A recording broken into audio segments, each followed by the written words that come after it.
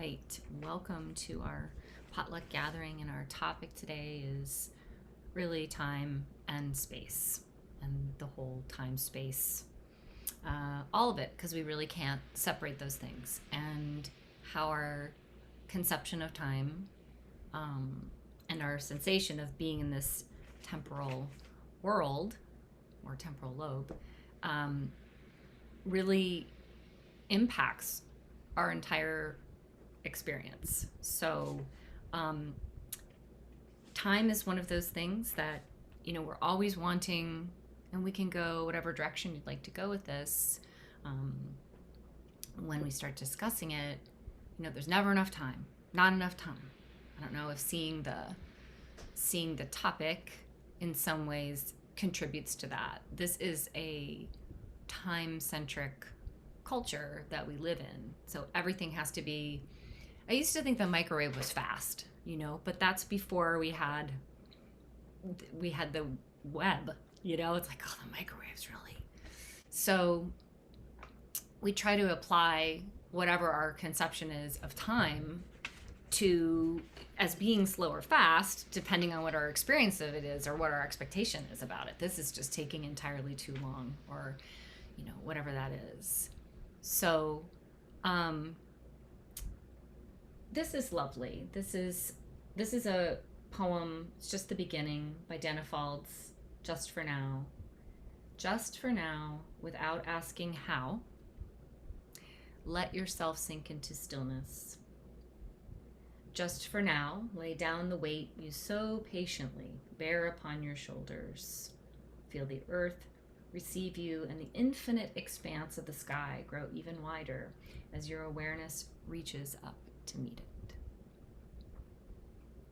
So maybe one of the reasons we practice or do lots of things that we do is to create the sensation of having more time, but really it's the sensation of having more space, because we can't separate this body in this place in this time. All of these things are exquisitely placed together.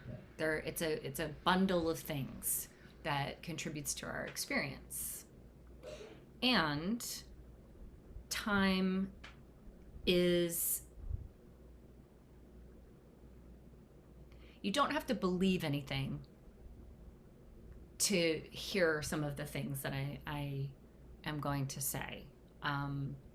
So you don't have to believe anything in particular. Carl Jung talked about a particular piece of this time, which is synchronicity. So which is things happening together, acausal things.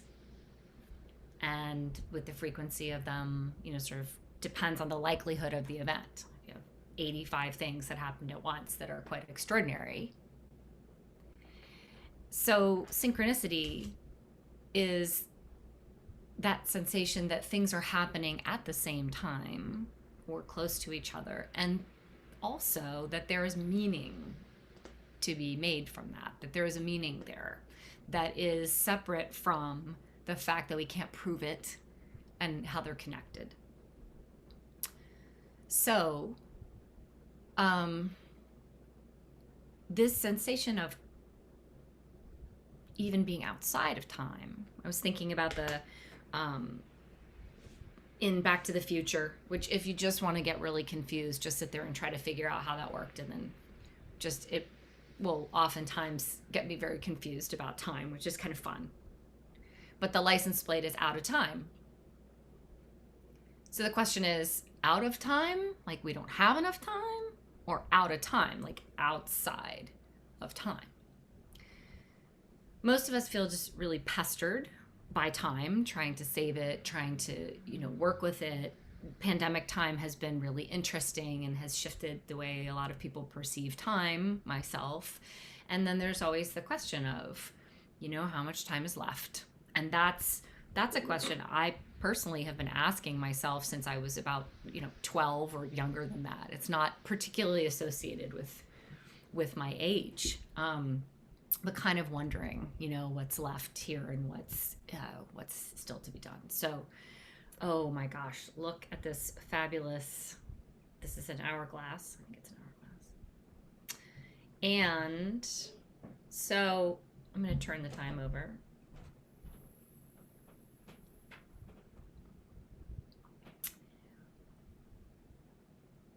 And it's being, it's being contained, right? I mean, it's not just running all over the place. It's being contained, and I can keep doing it. I can do it again, and I can keep doing it.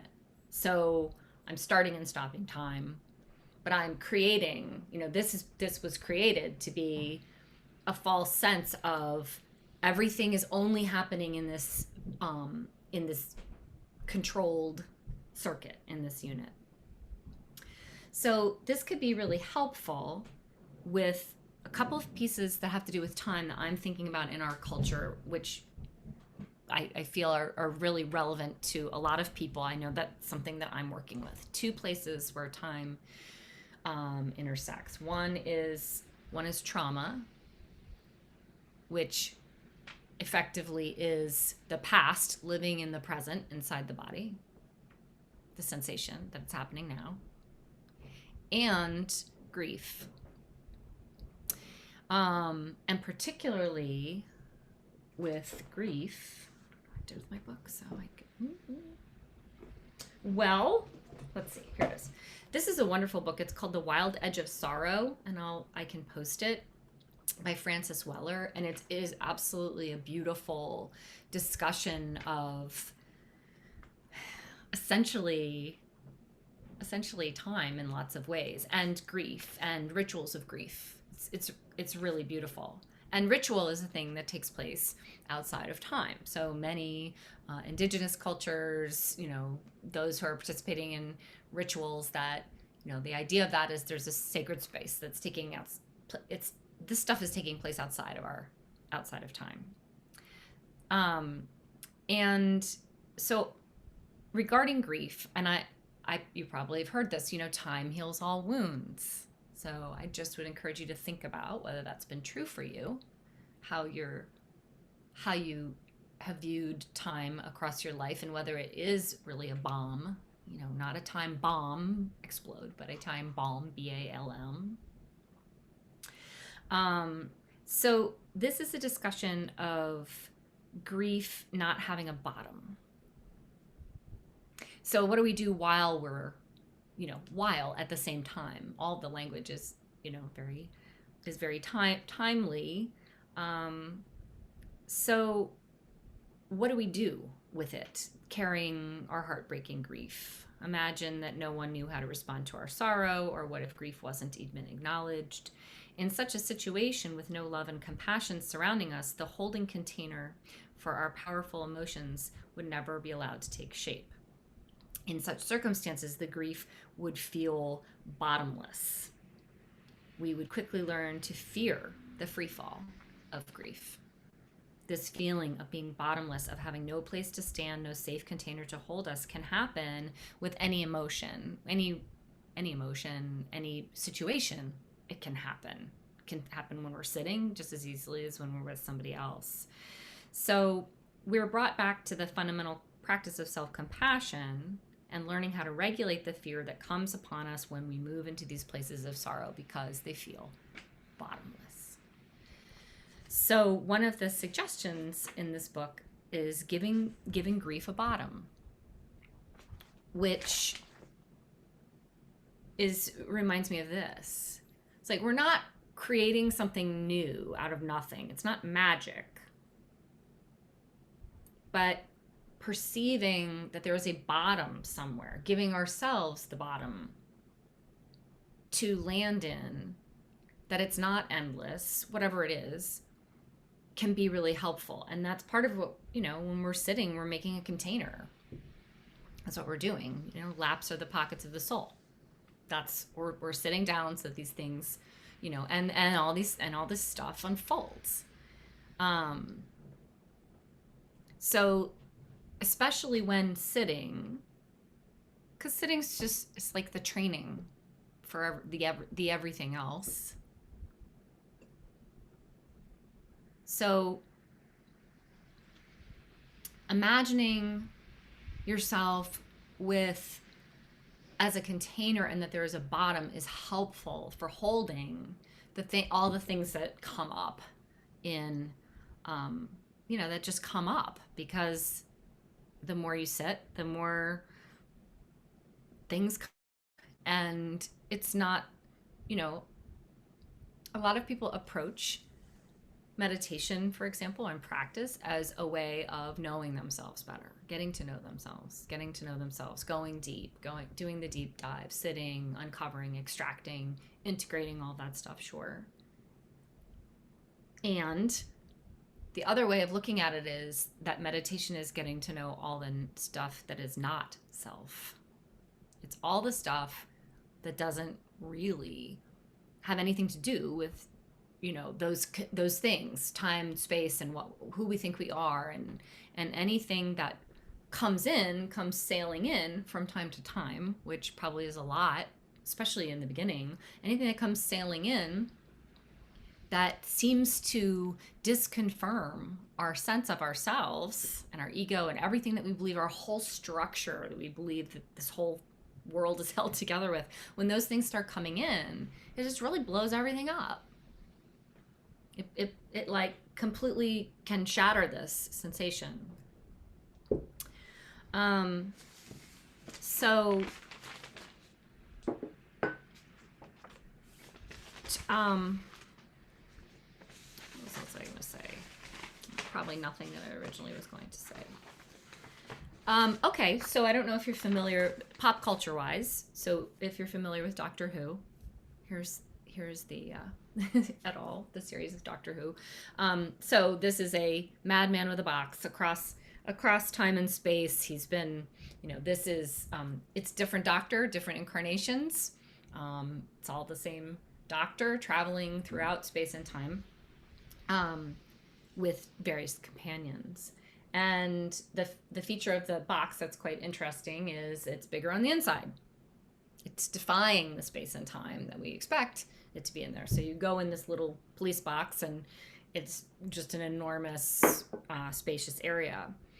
And TARDIS stands for time and relative dimensions in space. Time and relative dimensions in space. So there's always this sense of, do we want to do that? Do we want to time travel? And can we really do that? What will happen? Because anytime, really, any time that we are not here, if we're in the past or in the future, we're not here. So that is kind of that's a time travel, whether it's on a loop or a continuum or however you look at it. So the ability that we have that's very cool as humans in our own containers is that we can be, that we can do our own time travel. So when we get caught and you just notice, I'm not here, whoa, so there's a connection between time and space, but also really energy. So if you stop for a moment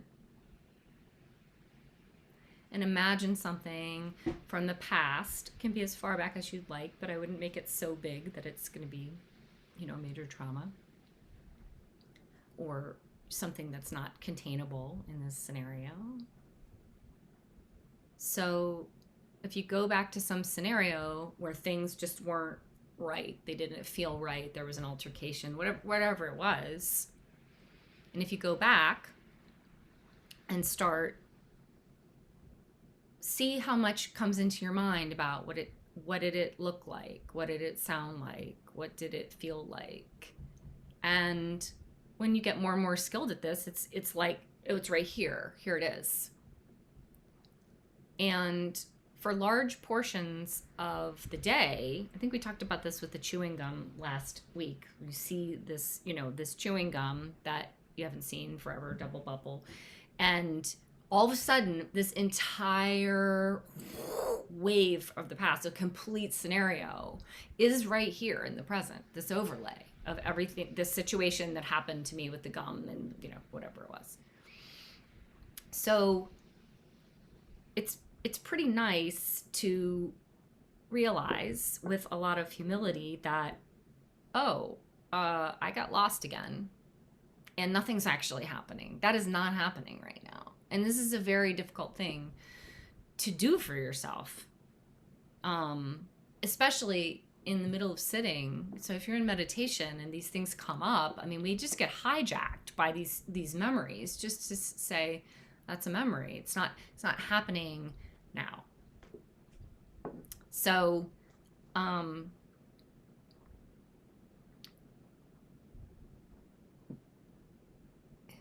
I guess this is it's a powerful tool to realize that in this space that we're in this body, in this moment, basically nothing's really happening. And nothing bad is happening. That's helpful. So we can sort of teleport ourselves in and out of that experience, but we get really judgy, right? Like we're judging ourselves that we have to come back. Why do I have to come back? Why did I get pulled into the future or into the past? Because that's how it is. It just is that way. So we talked about the idea of having a narrative. You can run the narrative mode or you can run the experiential mode. So the me that's telling the story and the me that's having a sensation of it's me doing the thing, or I did that, or that happened to me, that's when it's almost like just watching a film of yourself. It's like watching the most endless Netflix binge ever. And then there's the experiential. So grounding into, well, we're here right now. What's actually happening right now? Because we can't hold on to those things that happened, even though they produced certain events. I had 2 chicken pox. I have 1 scar. I have a crater right here. So I know I had the chicken pox. That was in the past, but it's not happening right now. And being dragged into the future as well.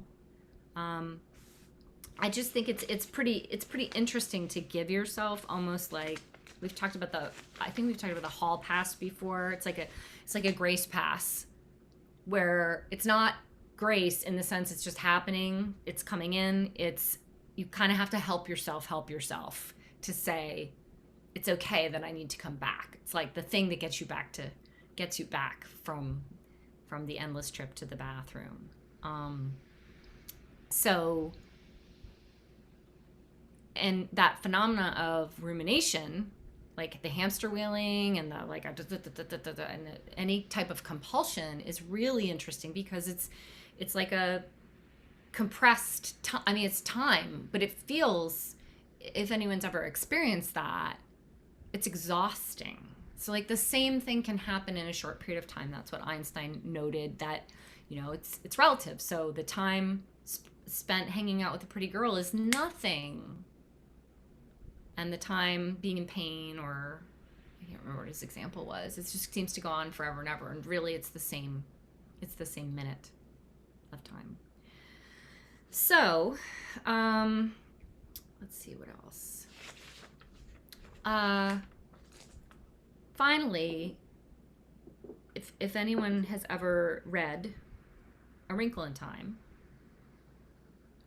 or if you saw the film that they've made a couple films in their time.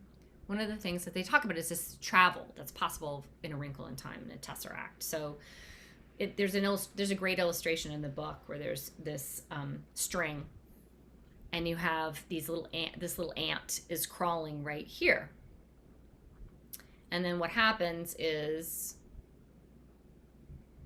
it's brought together, and then the ant just seamlessly kind of walks across. So I feel like I'm absolutely not explaining any of this well at all.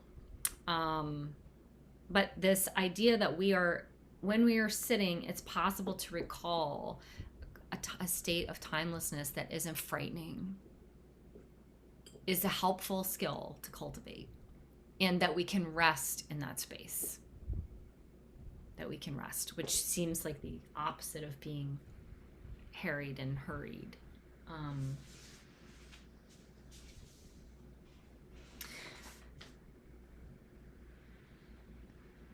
How long does it take? So this is the how long does it take question. This is the time and space question. Well, how long is this going to take? People always ask that about, you know, getting into a meditation routine or about enlightenment. Forget it. I don't know how long it's going to take. How long is this going to take? And what is required to be awake in this world? Time, perhaps, but it's also the question of the space. Like the space that it's happening in is here. You know, it's happening all around, but it's also in our own bodies. So, you know, as the poet Yeats said, come near, come near, come near. Ah, leave me a little space for the rose breath to fill. There's like proximity, time, how long does it take? There needs to be this little space for us to breathe in, essentially, and all of that gets folded into a single breath or a single sound or any experience. So time is also connected to distraction. So there's like lots of strategies that we can use to try not to be distracted. There are lots of timers, or we can set a meditation timer so we know where, you know, I will say the tomato timer, as much as I love it, is very agitating. The noise is not pleasing when it comes around.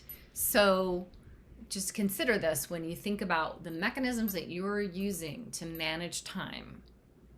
Make sure that there's something that's not activating for you, even if everybody uses this thing, you know, like, but this works for lots of people. If this tool does not work for you for whatever reason, then don't use it. Just you can find another way. So,